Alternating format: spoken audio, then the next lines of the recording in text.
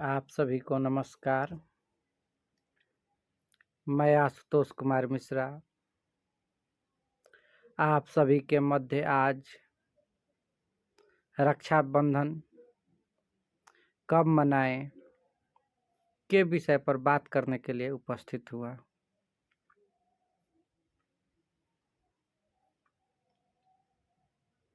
आज नेट की वजह से और सोशल मीडिया के वजह से प्रायः सनातन धर्म के जितने भी व्रत और त्यौहार हैं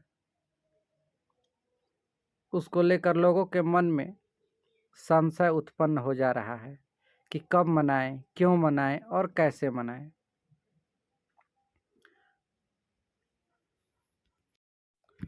इस बार जो रक्षाबंधन को लेकर के हमारे मन में तमाम सारे प्रश्न आ रहे हैं उसमें एक बहुत गहरी चाल है। इसको समझने की ज़रूरत है। आखिर क्यों हमारे सनातन धर्म के जितने भी व्रत और त्यौहार हैं सब में कोई न कोई समस्या उत्पन्न हो जा रही है। रक्षाबंधन कब मनाएं लेकर समस्या, होली कब है लेकर समस्या। यह एक बहुत गहरी साजिश है जिसको हमें समझने की ज़रूरत है। और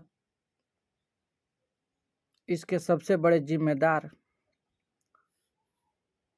कुछ तथाकथित विद्वत जन भी हैं जो कि अपने तुच्छ प्रसिद्धि को लेकर के अनावश्यक अपने वक्तव्य को तमाम सोशल मीडिया के माध्यम से दे रहे हैं।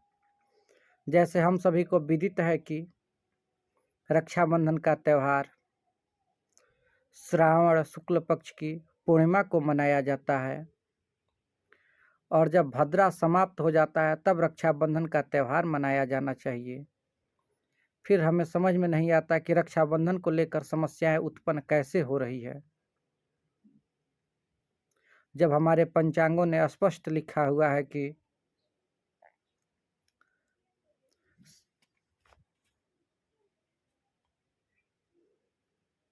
दिन गुरुवार और 11 तारीख को पूर्णिमा दिन में 9:37 से प्रारंभ हो रहा है तथा उसी दिन भाद्रा भी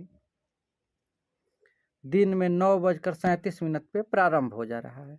और भाद्रा के अंत में अथवा भाद्रा के पुक्ष में हमें रक्षाबंधन का त्यौहार मनाना चाहिए। और भाद्रा रात्रि को 8:26 तक रह रहा है।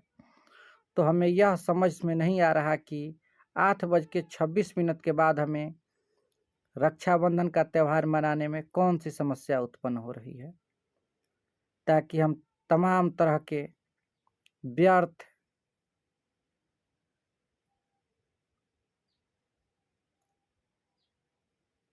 के बातों में फंसे हुए हैं। आज हम सभी लोग जानेंगे कि रक्षाबंधन को लेकर के हमारे पंचांगों में क्या कहा गया है, हमारे धर्मशास्त्रों में क्या कहा गया है। हम निर्णय सिंधु को भी देखेंगे कि निर्णय सिंधु में क्या निर्णय दिया गया है। उसके साथ हम धर्म सिंधु को भी देखेंगे कि धर्म सिंधु में क्या कहा गया है।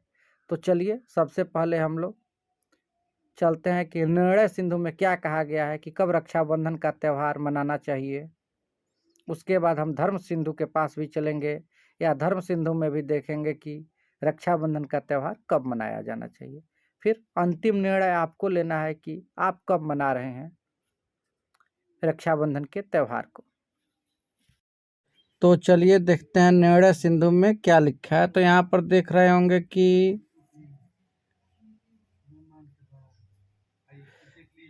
यहाँ रक्षाबंधन भाद्रा में नहीं करना चाहिए। यहाँ पर लिखा है क्या कि रक्षाबंधन भाद्रा में नहीं करना चाहिए। इसका कारण लिखा है कि श्रावणी और होली ये दोनों ही भाद्रा में नहीं करनी चाहिए।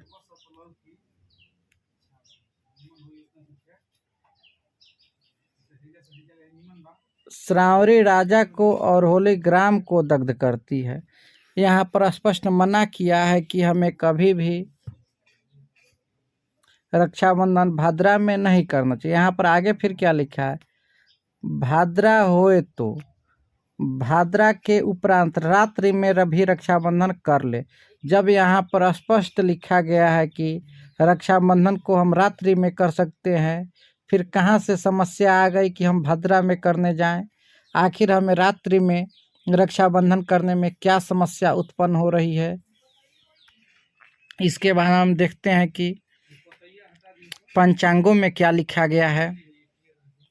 कुछ यही बात धर्म सिंधु में भी लिखा गया है। अगर हम धर्म सिंधु में भी देखने लगेंगे तो वीडियो अधिक लंबा हो जाएगा, इसलिए अब सीधे हम पंचांगों के पास चलते हैं और देखते हैं पंचांगों में क्या लिखा है। सभी आम जनमानस के पास अथवा क्षेत्रीय विद्वानों के पास ऋषिकेश पंचांग ज़्यादा ही लोकप्रिय है। तो चलिए देखते हैं ऋषिकेश पंचांगों में क्या लिखा गया है। शुक्ल पक्ष के में हम लोग आ भी चुके हैं, अब देखते हैं इसमें क्या लिखा गया है। तो जैसे कि आप सभी यहाँ पर देख रहे होंगे 11 तारीख के ठीक सामने लिखा है कि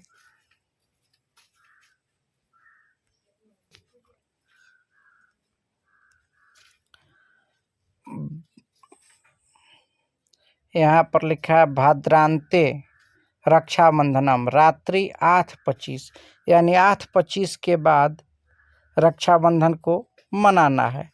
फिर चलिए फिर एक बार हम लोग देख लेते हैं कि आदित्य पंचांग में क्या लिखा गया है रक्षाबंधन को लेकर के।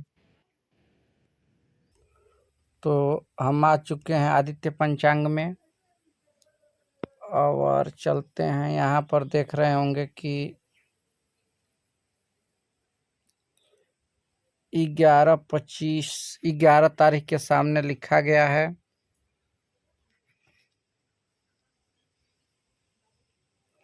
यहाँ पर अंतिम में आया है 5, यानी इस 5 के सामने ही रक्षाबंधन का निर्णय होगा। तो 5 हम देखते हैं यहाँ पर लिखा गया है। अब यहीं पर क्या लिखा है, रक्षाबंधनम भद्रा पुक्षे, तो भद्रा पुक्ष के समय यानी 4:32 से और 5:44 तक हम रक्षाबंधन का त्यौहार मना सकते हैं। और नहीं तो फिर यहाँ पर आगे क्या लिखा है, भाद्रांते रात्रौ 8:26 वादन परंग रक्षाबंधन, यानी कि रात्रि को 8:26 के बाद जब भाद्रा समाप्त हो जाएगा फिर हम रक्षाबंधन का त्यौहार मनाएंगे। तो यहाँ पर देखें हम सभी लोग कि लगभग अधिकांश पंचांगों में 8:26 के बाद ही रक्षाबंधन मनाने के लिए कहा गया है। तो फिर हम क्यों दिन में रक्षाबंधन मनाने जाएंगे, क्यों हम भद्रा में रक्षाबंधन मनाएंगे? तो आप सभी से अनुरोध है कि आप सभी भी 11 तारीख को रात्रि 8:25 के बाद ही रक्षाबंधन का त्यौहार मनाएं। अतः निर्णय सिंधु और तमाम सारे धर्म ग्रंथों का सूक्ष्मता से अध्ययन करने के पश्चात हम इस निष्कर्ष पर पहुँचे हैं कि इस वर्ष रक्षाबंधन का त्यौहार 11 अगस्त को रात्रि 8:25 के बाद और अगले दिन 7:09 सुबह तक मनाया जाएगा। आप सभी से फिर से एक बार अनुरोध करते हैं कि किसी भी व्रत त्यौहार को पंचांगों के अनुसार ही मनाएं, ताकि संपूर्ण विश्व में हम सनातन धर्म के व्रत त्यौहारों को एक साथ मना सके। यदि परिहार को देख करके हम व्रत त्यौहारों को मनाते रहें तो पता चला कि विश्व में जितने भी देश हैं, जितने भी प्रांत हैं, उन सभी प्रांतों में अलग अलग दिनों पर इस त्यौहार को मनाया जाएगा, जो कि सनातन धर्म के हित में नहीं है। अतः सनातन धर्म के हित को ध्यान में रखते हुए हम सभी 11 तारीख को ही रात्रि को 8:25 के बाद रक्षाबंधन का त्यौहार मनाएंगे। और फिर मिलते हैं अगले वीडियो में, तब तक के लिए नमस्कार। अगले वीडियो में तब तक के लिए नमस्कार।